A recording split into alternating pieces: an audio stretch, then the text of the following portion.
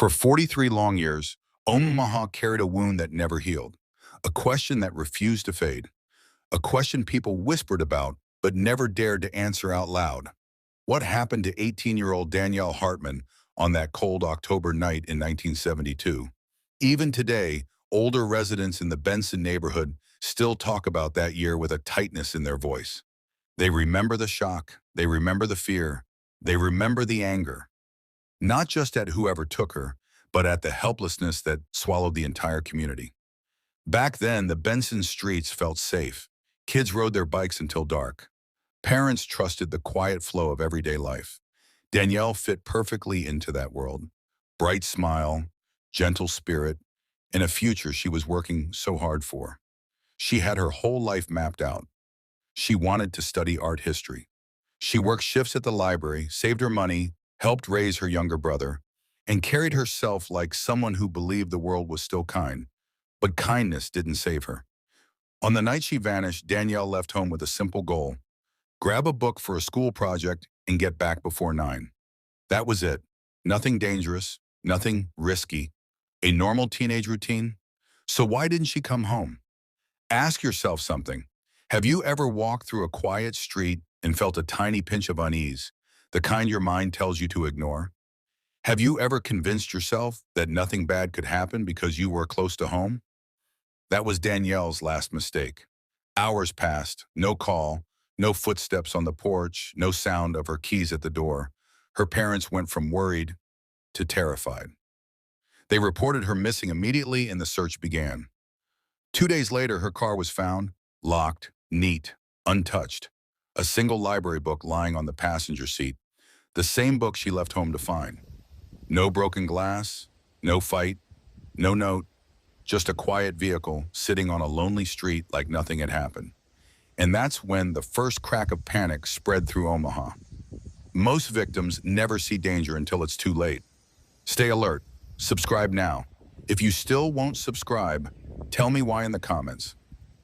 When officers arrived at the scene of Danielle's abandoned car, they expected clues. Something. Anything. But the silence around that vehicle felt insulting, as if whoever took her wanted to leave nothing behind, not even a trace of struggle. People in the area started stepping out of their homes, staring from porches, whispering to each other as police worked around the car.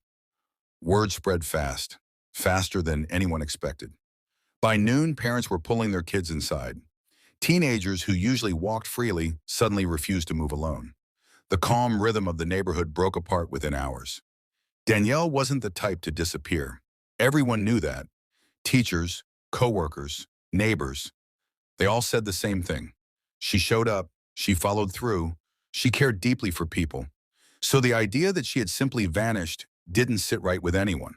It sparked something ugly inside the community, a blend of fear, frustration, and a growing anger that someone had taken advantage of her kindness. Detective Reggie Thorne felt it too.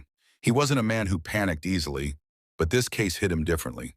Something about Danielle's car, perfectly locked, perfectly placed, made his stomach tighten. It didn't look like a teenager ran away. It didn't look like an accident. It looked controlled, deliberate, and that terrified him. He kept staring at the untouched book on the seat. A young girl leaves home for a school assignment and ends up missing it without any explanation. Anyone who knew Danielle would say that made no sense, none at all. Let me ask you something. Would you have walked down that same street that night? Would you have trusted the quiet around you? If your answer is yes, you understand why this case shook Omaha for years. That false sense of safety, that trust in the ordinary, that's exactly what was broken the moment Danielle went missing. This wasn't just a disappearance. It was a warning shot that no one saw coming. By the next morning, the search for Danielle grew into something massive. Neighbors who barely knew each other were knocking on doors, forming groups, calling out her name through fields, alleys, and parks. People skipped work. Students skipped class. Everyone moved with the same heavy fear in their chest, that they were already too late. Her parents stood outside their home watching people gather, and the pain in their eyes changed people. You could see the exhaustion, the shock, the disbelief. A mother who kept repeating, she promised she'd be home, and a father who stared at the end of the street like he expected her to walk back any moment. That sight broke something inside the community. Detective Thorne pushed harder than anyone. He questioned everyone Danielle had spoken to in the last 48 hours. He went back to the library. He traced her steps. He checked the route she always drove. But every path led back to the same dead stop, the abandoned car. Search groups kept moving until late evening, but nothing helped. No tracks, no clothing, no sounds, not a single hint that could explain how a young woman could vanish between a library door and her house. People were angry now, not just scared. Angry that someone had taken advantage of a girl who hurt nobody. Angry that a quiet neighborhood was suddenly full of dread. Angry that whatever happened to Danielle had been done with such cold confidence. Let me ask you something. Have you ever felt a sudden shift in the air? The kind that tells you something is wrong even before you understand why? That's what Omaha felt like during those days. A strange tension in every home, every store, every school, hallway. A feeling that someone out there had stolen a life and walked away with no fear of being caught. By the end of the week, people stopped going out after sunset. Doors were locked earlier. Curtains stayed closed. Parents refused to let their kids walk anywhere alone. The entire neighborhood was holding its breath, waiting for news they were terrified to hear. As the days stretched into weeks, hope thinned. The search team stopped calling her name as loudly. The crowds outside the Hartman home grew smaller. But inside the police station, Detective Thorne refused to slow down. He believed the answer was nearby. Too close, in fact. Then came the one thing that should have changed the case forever. A small metal button was found pressed into the damp soil beside Danielle's car. Not a normal button, not something from her clothes. Something unfamiliar. Something that didn't belong. Thorne stared at it for a long time, turning it in his hand, feeling a weight he couldn't explain. He knew this wasn't random. He knew someone had been near that car, close enough to leave a piece of themselves behind. But without more evidence, without a body, without any witness able to describe who was lurking near that street, the button was swallowed into the growing file of unanswered questions. Logged, stored, pushed aside, left waiting for a future no one expected. Omaha felt defeated. People went back to living, but never the same way. Parents watched their children walk to school with a kind of fear they struggled to hide. Doors were checked twice every night, sometimes 3 times. The Benson neighborhood lost something that year, a trust that never returned. Let me ask you one more thing. If someone close to you vanished tonight, with no trace, no clue, no voice to speak for them, how long would you fight for answers? Danielle's family never stopped fighting. Detective Thorne never stopped wondering where he went wrong.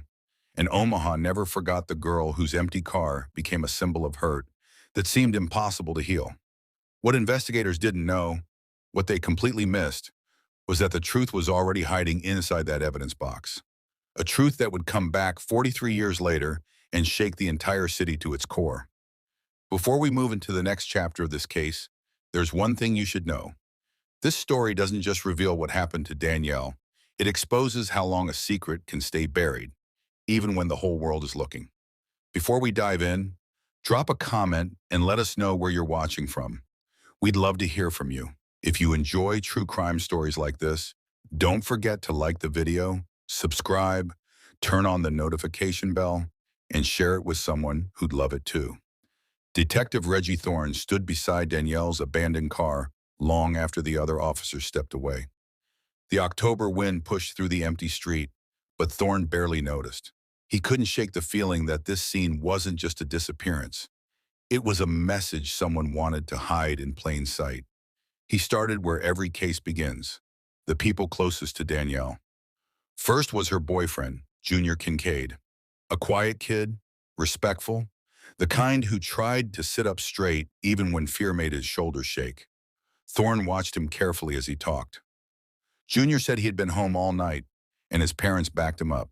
He looked shattered, not suspicious. A young man trying to understand how someone he loved could vanish between 1 hour and the next. Next was Patrice Dubois, Danielle's high school rival. She gave her answers sharply, almost annoyed that anyone thought she had the time or the heart to hurt Danielle. She was at a debate meeting the entire evening, with a room full of students to confirm it. Her voice carried confidence, but even beneath that, Thorne could tell she was frightened. Everyone was. Then came Eliza Vance, the library clerk, the last person confirmed to have seen Danielle alive. She remembered the exact time, 7:45 p.m. Danielle checked out a book, thanked her politely, and walked out into the night. Eliza tried to recall anyone unusual lingering there, but nothing came to her. Or maybe she chose not to remember. People sometimes forget what scares them. Thorne wrote everything down, but every detail felt thin, scattered, maddeningly incomplete. Nothing connected. Nothing explained how a girl could step out of a library and vanish without leaving a trail. During those first interviews, something else began to form in his mind, a sense that whoever took Danielle didn't act out of impulse. This felt calculated, confident, done by someone who understood how to move unnoticed. But he didn't say it out loud, not yet, because the real test came when a witness claimed they had seen a mud-stained sedan parked near Danielle's car on the night she vanished, a detail that would soon matter far more than anyone realized. The morning after the interviews, Detective Thorne received a call from an elderly man named Alonzo Pierce. His voice shook as he spoke, not from age, but from the weight of what he had been holding inside. Alonzo lived only a few blocks from where Danielle's car was found. He told Thorne he had stepped outside that night to lock his front gate when he noticed a sedan parked unusually close to the curb, a dark, mud-stained vehicle that didn't belong to anyone on the street. The headlights were off. The engine wasn't running. But someone sat inside, a shape, a silhouette, a still presence that made Alonzo uneasy enough to step back into his house sooner than usual. He couldn't describe the person. He couldn't give a face. All he remembered was the shiwam, someone heavy-set, wearing a dark jacket, sitting motionless in the driver's seat. Thorne didn't dismiss it. He couldn't. The detail gnawed at him. A strange car sitting steps away from where Danielle's vehicle was later found perfectly untouched wasn't a coincidence. But with no license plate, no clear features, and no way to track the sighting, all Thorne could do was write it down and hope it came back to haunt the right person one day. Still, he pressed forward. He ordered officers to canvass the neighborhood again, looking for anyone else who might have noticed the sedan. Nobody had. Nobody recognized the vehicle. Nobody knew who drove it. It was as if the car existed only for that moment, long enough for something terrible to happen. Meanwhile, volunteers were spreading across Omaha in growing numbers. Parents held their flashlights tighter. Teenagers moved in clusters. People called Danielle's name through open fields and wooded areas, fighting against the sinking realization that they were searching blind. Thorne felt the pressure building. Every passing hour added another layer of dread. He could see the exhaustion in the faces around him. Parents who stayed awake because every sound outside their window felt like it might be the clue they were waiting for. And through all of it, that dark sedan hung over Thorne's thoughts like a shadow he couldn't shake. A detail he knew would matter later, even if he had no way to prove it yet. As days passed, the search for Danielle turned into something larger than anyone expected. Families who barely spoke to each other were suddenly walking shoulder to shoulder through fields, wooded paths, and ditches. People knocked on doors, checked garages, looked under porches, and scanned every stretch of road that Danielle might have driven. Omaha was united by fear, and by anger at the idea that someone had taken advantage of the neighborhood's trust. Parents clutched their children a little tighter. Teachers whispered in hallways. Neighbors kept porch lights glowing through the night, as if the brightness could somehow push back the dread that settled over Benson. Detective Thorne watched all of this with a tightening jaw. He knew the community's strength was powerful, but he also knew something else. Crowds searching in desperation didn't always find answers. Sometimes they just found more questions. Still, he refused to stop. He went back to Danielle's car again and again, hoping something small might reveal itself under fresh eyes. And that's when an officer approached him, holding a tiny object wrapped in a cloth. It was a button, round, metallic, and unusually designed. Not from Danielle's clothes, not from her family's vehicle, not something anyone on the scene recognized. Thorne held it carefully, studying every line, every scratch. It felt heavy for its size, like it belonged to a uniform of some kind. He couldn't say why, But the moment he touched it, a sharp frustration hit him. This wasn't trash. This wasn't dropped by a passerby. Someone had been right next to Danielle's car long enough to press this into the soil. He ordered it logged as evidence, even though he already sensed the reaction he would receive. That the item was too small, too vague, too disconnected to mean anything. But Thorne didn't believe that. Not for a second. Because in cases like this, the smallest things often tell the biggest truths. And this button, it carried a silence that felt wrong. Despite every lead, every search, every door knocked on, nothing else surfaced. The investigation was building pressure without progress, and the clock was moving faster than the answers. The community kept searching, but behind every effort was the growing fear that whoever took Danielle was still out there, watching the chaos unfold. By the second week, the pressure on Detective Thorne felt crushing. Every morning he returned to the station with new questions, but no answers. His desk was stacked with reports, statements, and maps marked with circles and arrows. Yet each page only reminded him of how little progress he had made. He replayed Danielle's last confirmed movements in his mind over and over, hoping some detail might click. But the timeline remained painfully clean. Too clean. A girl walks out of a library, checks out a book, walks to her car, locks it, and disappears without a single person noticing. It didn't make sense. And every hour that passed without a breakthrough made the case feel heavier. Officers who joined the search started dragging their feet. Volunteers who had once moved with determination began staring at the ground with defeat in their eyes. People kept coming back to the same locations, searching the same corners, hoping for some shift in luck. But nothing changed. Thorne could feel the morale draining around him. Even the smallest lead, a sound someone thought they heard, a shape someone believed they saw, ended up collapsing under scrutiny. Each false hope left the community more exhausted, more resentful, and more afraid. The button bothered him the most. He couldn't shake the feeling that it held the truth, yet no one else believed it mattered. It was logged, boxed, and slid onto a shelf as if it were nothing more than clutter from a chaotic scene. Thorne argued, pushed back, demanded deeper analysis, but there wasn't enough there for anyone to justify a full investigation. The frustration ate at him. Parents stopped sleeping through the night. Every noise outside made them sit up in bed, listening, hoping, fearing. The entire neighborhood walked around carrying the same invisible weight, a feeling that something terrible had stolen their sense of safety. And with each door he knocked on, each witness interview, each long night in the station, Thorne felt the same painful truth creeping in. They were running out of time. 2 weeks after Danielle vanished, the search parties thinned out. Leads dried up. People stopped expecting progress. And then, after only 2 weeks, the case went silent. When the investigation stalled, the effect on Omaha was immediate and painful. People tried to go back to their routines, but nothing felt normal anymore. Streets that once felt friendly now carried a quiet uneasiness. Parents who once let their children walk home after school now insisted on picking them up. Teenagers who used to stay out late suddenly moved in groups, their faces tense, their conversations short. It wasn't just fear, it was a slow, suffocating loss of trust. Every night, the silence in the Benson neighborhood felt heavier. Some families kept their porch lights glowing until sunrise. Others added extra locks to their doors, even though they had never needed them before. A few parents even took turns staying awake, listening for footsteps, car engines, or anything that might hint at danger. Let me ask you something. Have you ever lived in a place where the silence feels unsafe? Where every small sound forces you to look over your shoulder? That's what Omaha felt like in the weeks after Danielle vanished. Detective Thorne saw the change in people. He felt it too. Each passing day made the failure sting harder.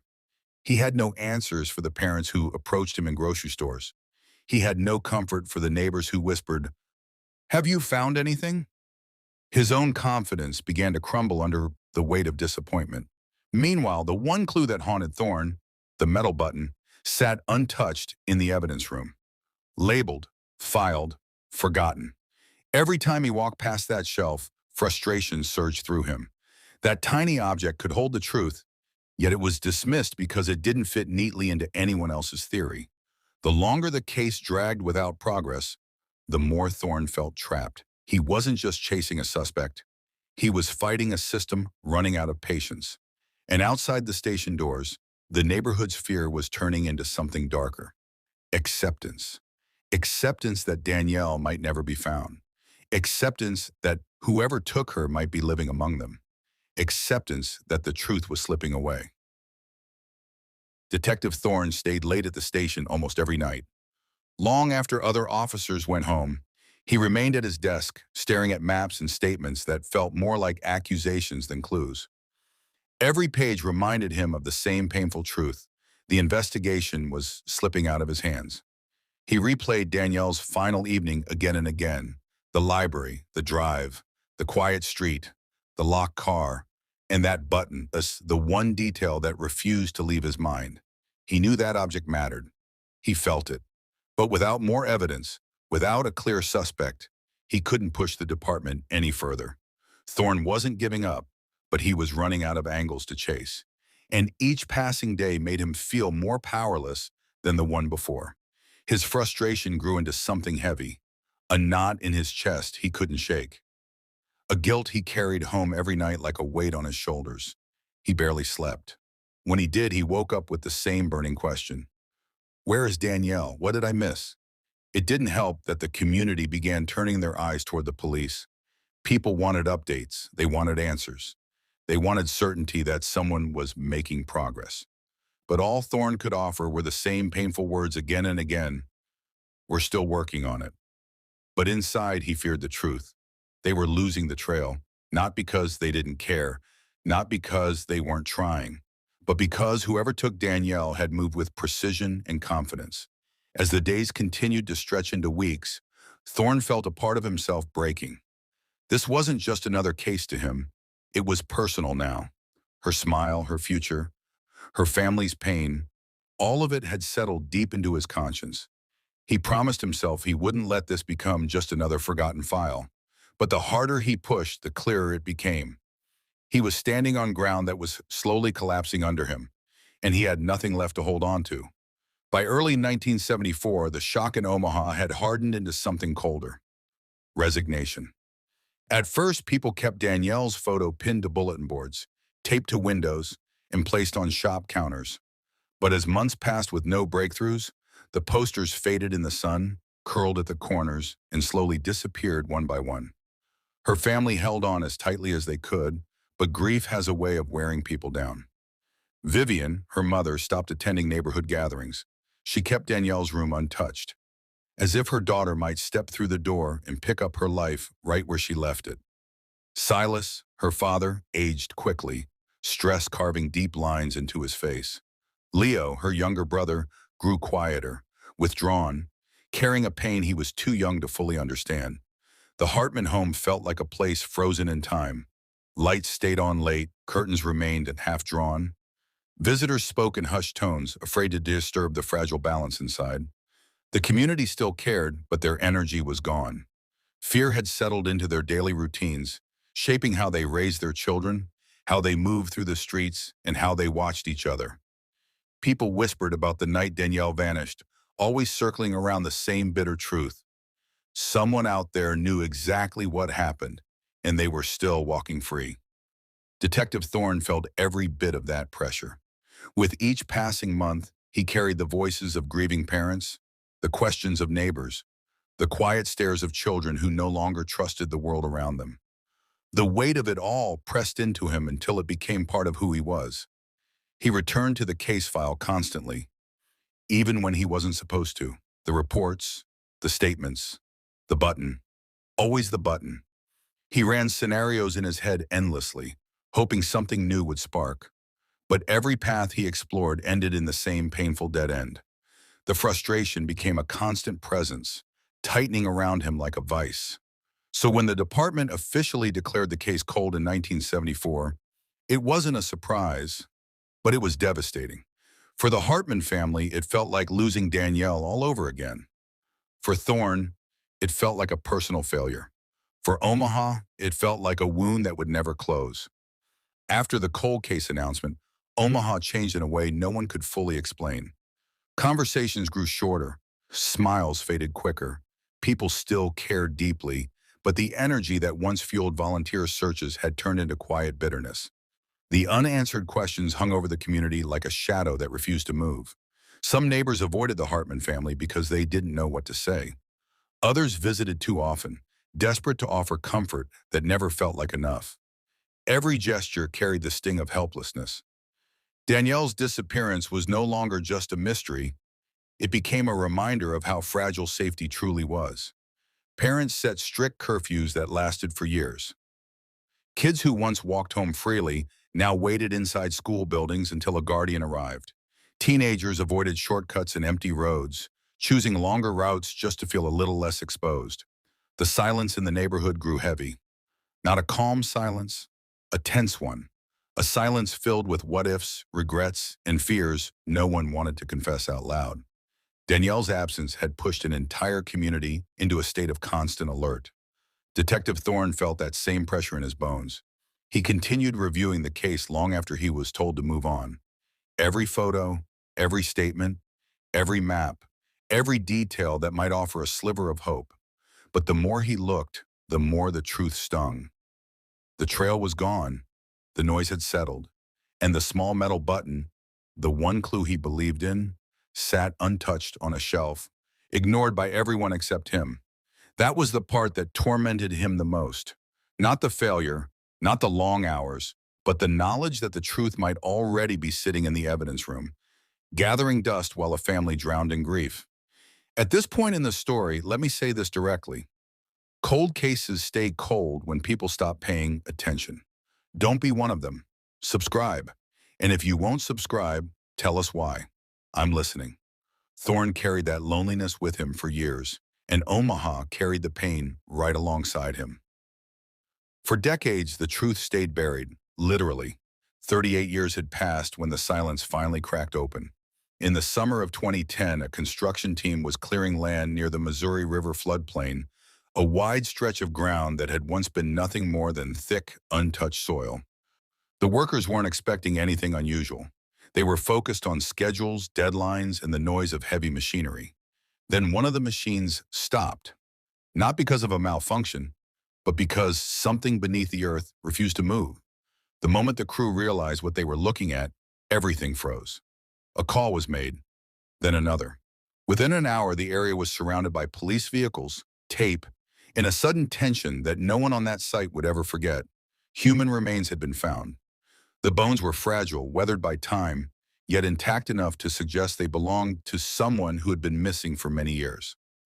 As investigators carefully uncovered them, a painful possibility spread through the team, one that soon reached the Omaha Police Department and reopened wounds the city had tried to hide for nearly 4 decades. When the remains reached the crime lab, every technician understood what case they might be tied to. They worked with steady hands and quiet voices, aware that the truth they uncovered could either bring long-awaited closure or reopen a story the city was never prepared to face again. Days later, the results came back. The remains belonged to 18-year-old Danielle Hartman. The news spread through Omaha like a punch to the chest. People who remembered the searches, the posters, the fear, all of them felt the shock rise again, stronger than they expected. For Danielle's family, it was a pain that hit deeper than words could express. Her mother collapsed when she heard. Her father sat in silence for hours, and Leo, once the boy who waited at the window hoping to see his sister, now stood as a grown man trying to understand how grief could feel brand new after so many years. The truth had finally resurfaced, but it came with heartbreak.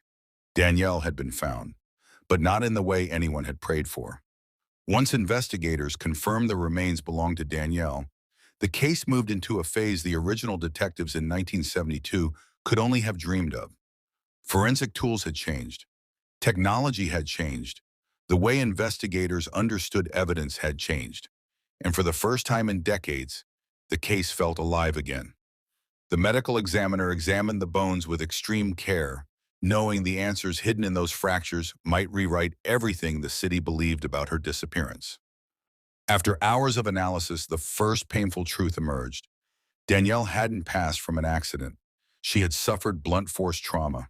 It hit her family like another blow, proof that someone had harmed her, proof that her disappearance had never been a misunderstanding or a runaway story gone wrong. It was violence, direct, intentional.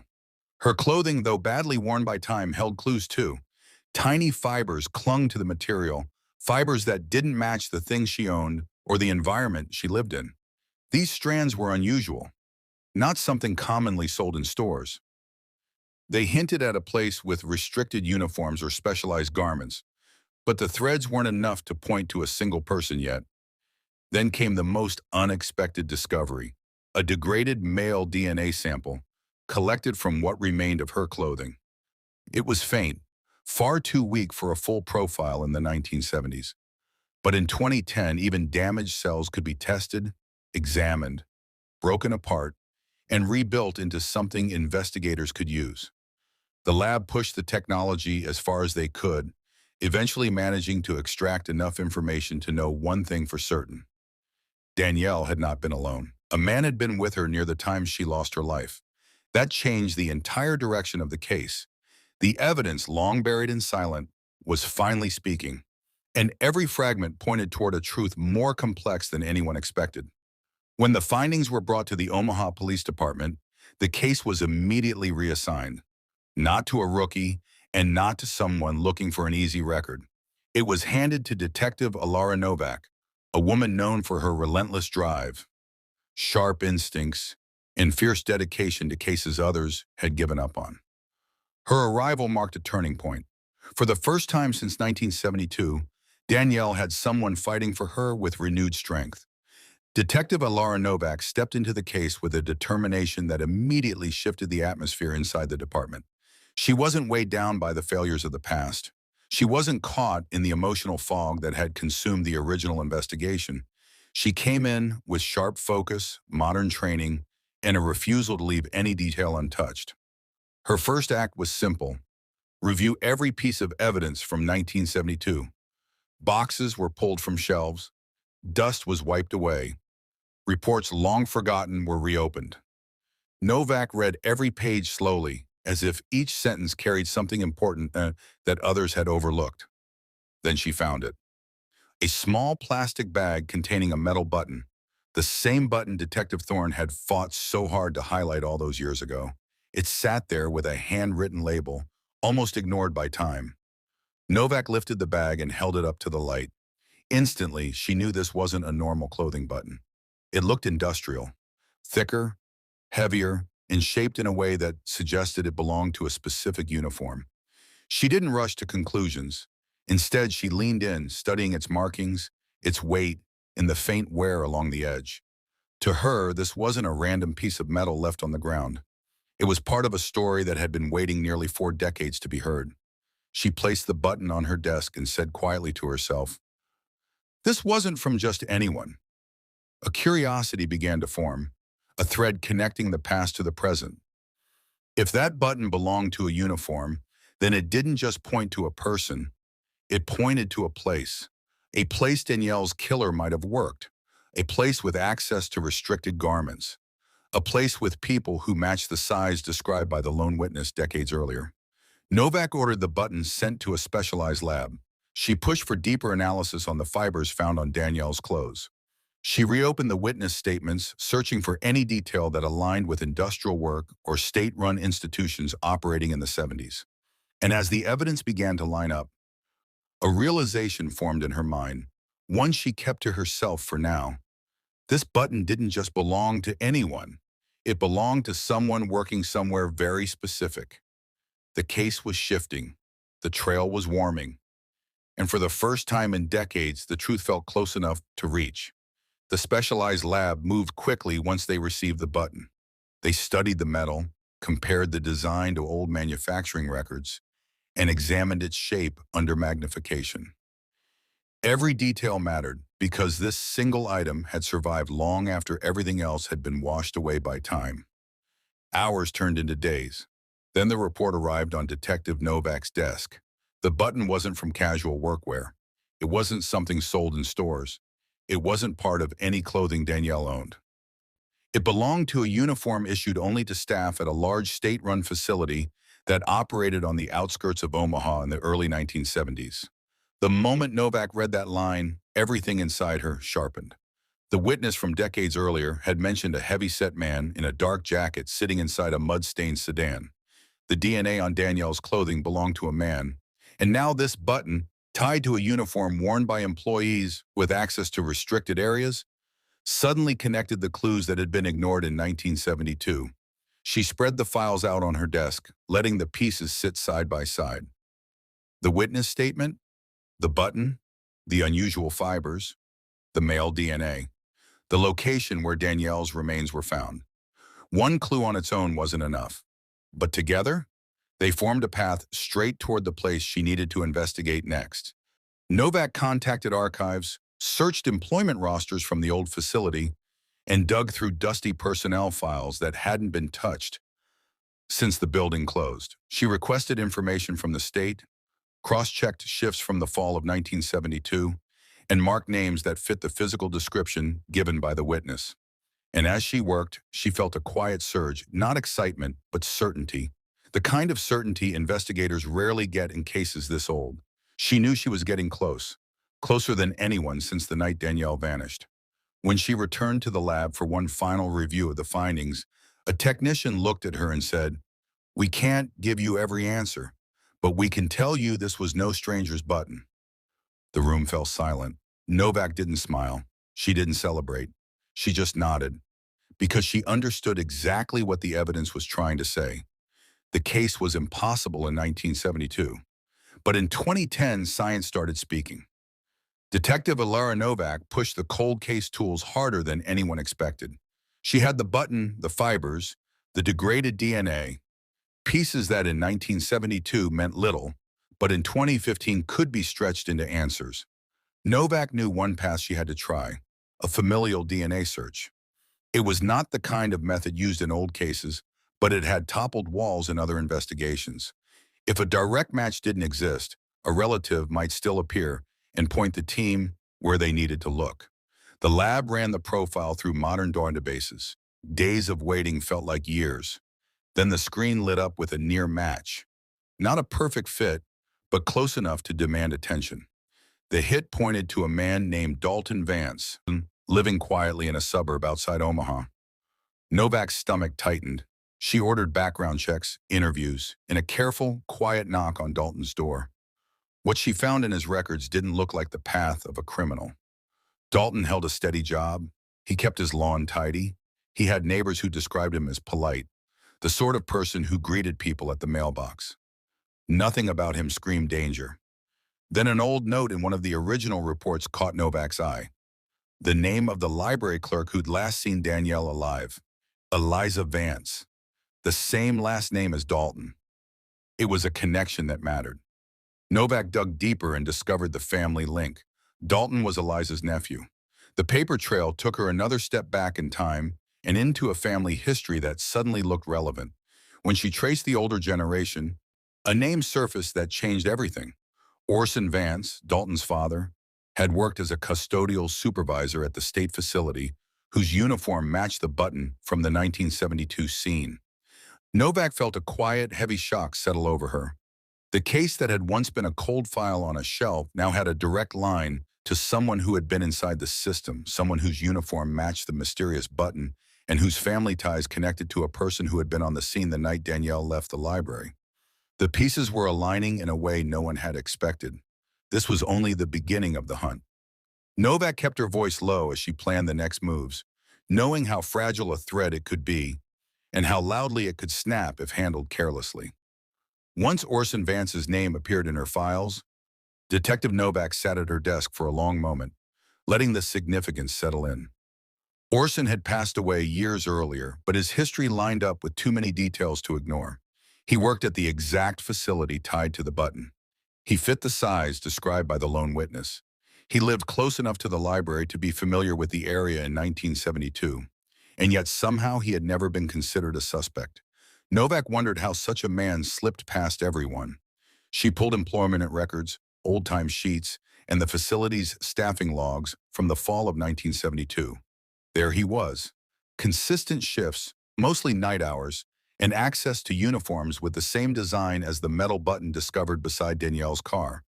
Still, one question echoed in her mind. Why would someone like Orson be near the library on that night? To find answers, she needed something solid, something that would stand up to modern scrutiny. She reached out to the Vance family, requesting access to any preserved personal items that belonged to Orson. Dalton, still unaware of the storm building around him, agreed to cooperate. He handed over a small collection of belongings kept in storage: journals, keys, and a worn jacket that had been folded away for years. The crime lab didn't waste a second. They tested the items, focusing especially on the inside of the collar and the seams of the jacket. It took time, patience, and relentless precision, but eventually the lab isolated a sample strong enough to compare to the degraded DNA found on Danielle's clothing. Novak waited outside the lab as the results processed. Minutes felt like hours. Her mind ran through every possibility. A dead end. Another near match. Another setback. She braced herself for disappointment. Then the technician walked out, holding the results with a steady expression that carried more weight than words. The match was conclusive. The degraded male DNA recovered from Danielle's clothes belonged to Orson Vance. Novak felt a hard chill move through her. This wasn't rumor. This wasn't speculation. This was fact. The man whose uniform button had been found at the scene was the man whose DNA tied him directly to Danielle in her final moments. With the DNA match confirmed, Detective Novak knew she had to face the most painful part of the case: reconstructing what Orson Vance had done on the night Danielle disappeared. It wasn't simple. There were no cameras in 1972, no cell phones, no digital footprints, but there were patterns. There were statements, and there was a button that had waited nearly 4 decades to speak. Novak built the timeline carefully. Orson Vance worked nights at the state facility where he oversaw custodial operations. He was familiar with isolated areas, service routes, and late-night routines. People who worked with him remembered him as quiet, physically strong, and someone who didn't share much about his personal life. Investigators believe he left work early that evening, driving his dark sedan toward the city. That vehicle matched the witness sighting, a mud-stained car parked oddly close to where Danielle's Pinto was later found. Novak imagined Danielle leaving the library with the book she needed for her school project. She walked to her car, unaware that someone was already watching her. Orson likely saw her arrive earlier in the evening, waited for her to come back out, and moved with confidence. The kind of confidence that comes from someone who knows how to approach without making noise. The lack of any struggle in her car suggested speed and strength. He didn't give her time to react. He didn't give her space to run. He acted in a way that kept attention away and left no immediate signs of violence. There was a long, painful silence in the room as Novak and her team laid the pieces out. It was the moment when the mystery finally became a story. Not the story anyone wanted, but the story Danielle deserved to have told. Once the reconstruction was complete, Novak looked at the evidence one last time. The button, the DNA, the witness report, the fibers tied to a restricted uniform, the job history, the access. Everything pointed in one direction, toward a man who had lived calmly, quietly, and confidently among the same community that had spent decades grieving his victim. And as the truth finally emerged, Novak felt one thing with absolute certainty: Omaha was about to face a name it never expected to hear. When Detective Novak presented her findings to the department, the room went silent. Officers who'd grown up hearing Danielle's name felt the weight immediately. Supervisors who had worked under Reggie Thorne decades earlier understood what this meant. The case wasn't cold anymore. It was alive, and the man responsible had been hiding in plain sight the entire time. Although Orson Vance had already passed away, the Omaha Police Department moved forward with an official announcement.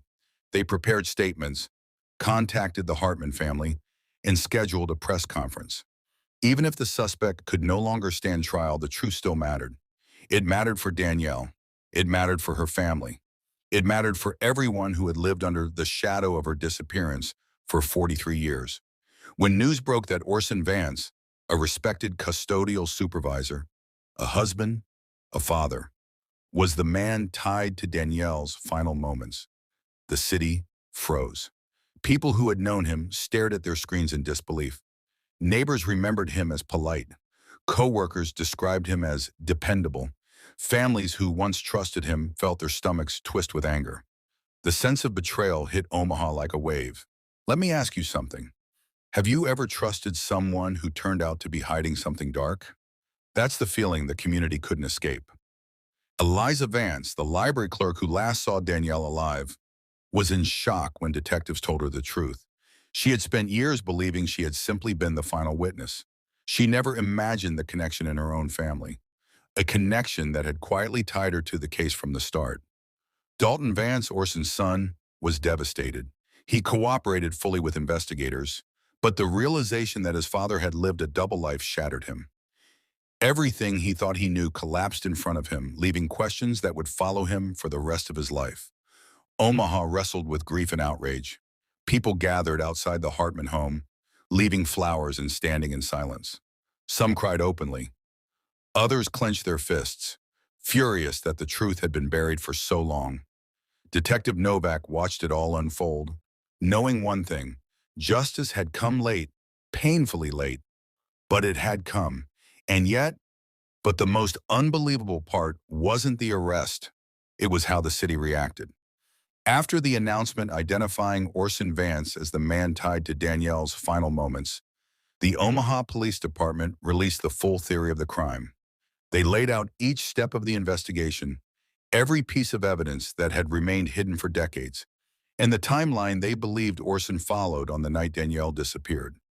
People gathered around televisions, radios, and phones as detectives explained how Orson had likely watched Danielle leave the library, followed her to her car, and taken advantage of the quiet street.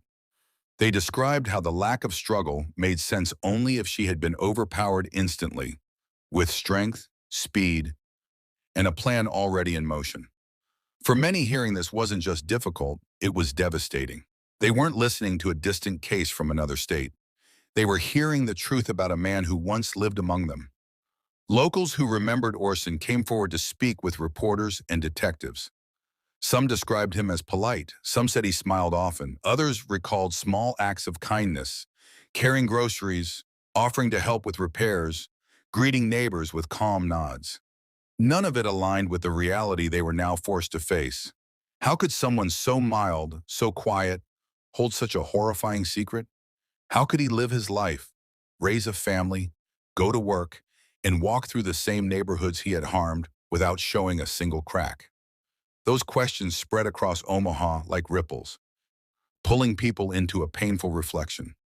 Because this wasn't just about one crime, it was about trust. It was about the fear that someone who seemed safe could carry darkness no one ever noticed. Danielle's family felt that pain deeper than anyone. Even with the truth finally uncovered, nothing felt like justice. Vivian and Silas had waited 43 years for answers, but the years had taken their toll. They spoke through trembling voices, grateful for closure, yet shattered by the confirmation of what they had feared since 1972. Leo, now fully grown, listened to the press conference with his head bowed. The boy who once waited by the window praying for his sister to come home now stood as a man trying to hold together decades of hurt. For the first time, the truth had a voice, but it came at a price no one could ever repay. In the days following the announcement, Omaha felt like a city standing in two worlds at once: the world they remembered and the world they now realized had been hiding something terrible. Every conversation drifted back to Orson Vance. Every news segment replayed his photo. Every hallway, store, and church gathering echoed with the same uneasy question: how did we miss this? People who had known him struggled to accept that the quiet man they greeted for years could commit something so brutal. They shared stories that didn't fit the image of a predator. Stories of him fixing a neighbor's fence, helping an elderly woman unload groceries, offering rides to coworkers when their cars broke down. Nothing about him seemed threatening. Nothing hinted at danger. A retired teacher shook her head as she spoke to a reporter. He was calm, soft-spoken, the kind of man you trusted without thinking twice. Another neighbor held back tears, saying, "I let my kids near him. I let him into my home. And now I wonder, what else did I miss?" The shock wasn't just emotional, it was personal. Orson hadn't been a stranger lurking in shadows. He had been part of their lives, a man who blended into the background so well that no one ever questioned him. For years, he had attended the same gatherings, walked the same streets, and smiled at the same people who now recoiled at the mention of his name. Detective Novak watched these reactions unfold with a heaviness in her chest. She knew this kind of betrayal cut deeper than most crimes. This wasn't just about violence. It was about trust being shattered by someone who never showed his true self. The community felt angry, confused, ashamed. People replayed their interactions with Orson, searching for signs they might have overlooked. But there were none, not ones an average person could detect. Behind all of this, one truth grew clearer. Danger doesn't always reveal itself loudly. Sometimes it keeps a steady routine. Sometimes it blends in with good manners. Sometimes it wears the face of a man no one ever suspected. And that realization left Omaha with a fear they had never felt before. For Danielle's family, the truth arrived like a wave they weren't ready for. They had lived through decades of waiting, birthdays without her, holidays with an empty seat, years marked by unanswered questions. But hearing that Orson Vance was responsible forced them to relive every fear they had tried to bury. Vivian, Danielle's mother, spoke briefly to reporters. Her voice shook as she described the moment she heard the news. "It's strange," she whispered, "because I feel relief and pain at the same time. I wanted answers, but not this answer." Silas, her father, stayed mostly silent.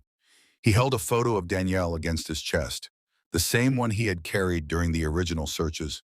Tears slid down his face, not loud or dramatic, just quiet, steady grief from a man who had spent half his life wondering where his daughter was. Leo stood behind them, older now, his expression tight with a sadness that hadn't faded with age. He remembered being a child, asking every night if his sister was coming home. He remembered staring out the window at cars passing by, hoping one of them carried her. Now he faced the truth he had feared since he was old enough to understand loss. When asked how he felt, Leo didn't talk about anger. He didn't talk about revenge. He said one thing: "I just want people to remember her." That desire shaped the next stage of his life. He began volunteering with the organizations dedicated to cold cases, meeting families who understood the loneliness of waiting. He spoke in schools and community centers, urging people not to ignore missing persons reports, not to assume someone else would pay attention. Over time, he became a voice for cases that had long slipped from public memory. But even as he pushed for change, the weight of Orson's actions never left him. He struggled with the idea that a man who lived so quietly had taken so much. He struggled with the thought that the truth had been sitting in an evidence room all along. And he struggled with the reality that justice had come too late for a courtroom, but not too late for the world to finally know what happened to his sister. The city mourned with the Hartmans, not just for the life lost, but for the years stolen. As Omaha tried to understand how Orson Vance had hidden such a terrible truth for so long, people began questioning everything they once trusted. They replayed old moments, conversations, neighborly greetings, small interactions that now felt unsettling in hindsight. But no matter how hard they searched their memories, nothing pointed to the danger that lived quietly among them. A local hardware store owner shook his head during an interview. "He helped me move shelves once," he said, "never raised his voice, never acted strange." How was anyone supposed to see this coming? A former coworker echoed the same disbelief. "He kept to himself, sure, but lots of people do. He never gave us a reason to worry, not one." That was the part that tore through the community the hardest. The idea that a man could blend in so effectively that not a single person noticed a thing. No temper, no outbursts, no history of crime, just a calm, steady routine that looked ordinary from the outside. People realized they had been living next to someone capable of taking a life, and they had never sensed danger. Not once, Fatawa amigo. Let me tell you something important here, something that applies far beyond this case. Most predators blend in. They don't announce themselves. They don't act suspicious.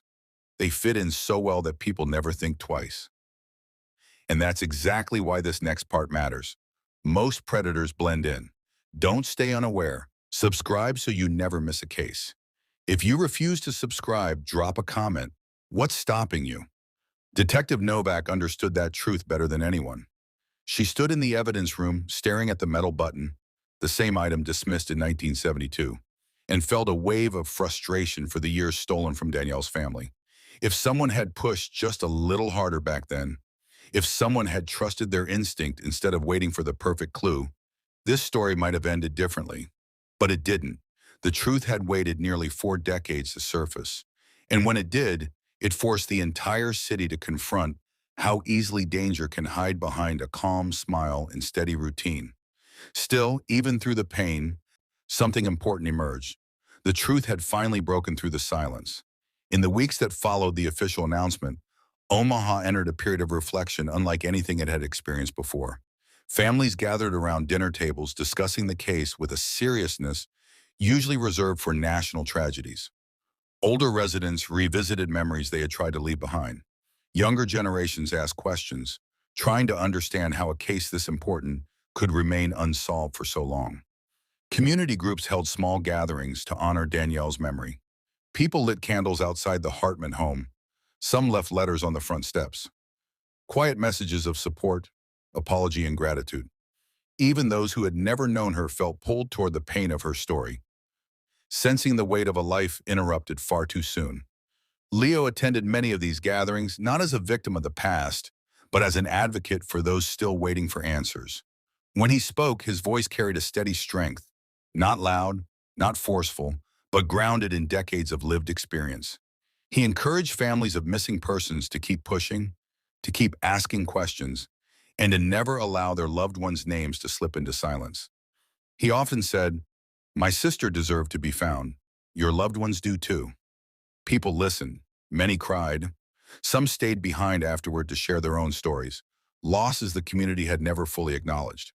In a strange, painful way, Danielle's case had opened a door for others who had felt forgotten. Detective Novak kept working quietly, closing out final reports and preparing the case file for official archival. She took one last look at the evidence, the button, the fibers, the day results, and felt a deep sense of responsibility. She couldn't change the past. She couldn't give the Hartman family back the years they lost. But she had given them something else: truth. And truth, no matter how delayed, has a power that outlives the silence that came before it.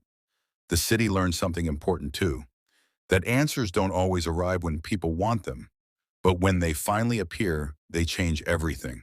Danielle's story was no longer just a mystery hidden in dusty files. It was a reminder of how far determination can go, even when the world has stopped looking. A reminder that truth, once found, refuses to be buried again. But when the truth about Danielle Hartman finally surfaced, Nebraska's law enforcement agencies didn't just file the case away and move on. Her story became a turning point, a reminder of what can be lost when evidence is overlooked, when small clues are dismissed, and when a community stops believing answers will come. State officials met with cold case units, forensic teams, and investigators from multiple departments. They reviewed the failures of the 1972 investigation with honesty, not to place blame, but to understand how to prevent similar mistakes from being repeated. Danielle's case exposed gaps in early evidence handling, documentation, and forensic limitations that had existed long before DNA testing was even possible. As a result, protocols shifted, evidence preservation rules were tightened, archives were updated with digital systems, older cases were reassessed using modern tools. Families of long-missing loved ones were contacted with renewed commitment. A quiet case from 1972 had pushed the entire state to rethink how it treated mysteries that refused to fade. For many officers, especially younger ones, Danielle's story became a lesson spoken about during training sessions. They learned how a single detail, a button placed into a bag and forgotten on a shelf, could someday become the key to everything. They learned that persistence matters just as much as progress. And they learned that no case is ever truly without hope as long as someone is willing to return to it with fresh eyes. The impact reached beyond law enforcement. Community leaders encouraged neighborhoods to stay alert, communicate, and report unusual behavior without hesitation. Teachers used Danielle's story as an example of why speaking up matters. Parents shared it with their children to remind them that caution doesn't mean fear, it means awareness. And yet, even with all these changes, the emotional heart of the case remains simple and painful. A quiet street, a missing girl, a secret buried for decades. Those words echoed across Omaha, shaping how people viewed safety, trust, and the responsibility each person carries to protect those around them. Danielle's story didn't fade into history. It became a reminder that silence can be broken, truth can be found, and even the coldest cases deserve a second chance. As the full story of Danielle's disappearance and the long fight for answers settled into Nebraska's collective memory, people began to understand the deeper message hidden within her case. It wasn't just about catching the person responsible. It wasn't just about solving a decades-old mystery. It was about the strength it takes to keep searching when the world has already turned the page. Parents spoke to their children about persistence, how important it is not to give up on what matters, even when progress is slow. Teachers told students about the evolution of forensic science, how something that seemed impossible in the past could become clear with time, patience, and new tools.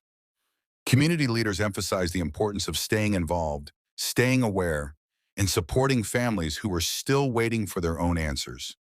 People realized that a cold case isn't just a file. It's a life, a story, a promise waiting to be fulfilled. Danielle's story reminded everyone that forensic breakthroughs don't happen in a single moment. They happen because someone keeps the evidence safe. Someone revisits old reports. Someone cares enough to look again. The button found beside her car became a symbol of that truth. A small object, nearly forgotten, became the key to everything decades later. It taught investigators and civilians alike that no detail is too small, no clue too insignificant. Community vigilance grew stronger. Neighborhood groups organized check-ins. People looked out for each other with a seriousness shaped by Danielle's memory. Not fear, but awareness. The understanding that paying attention can save a life.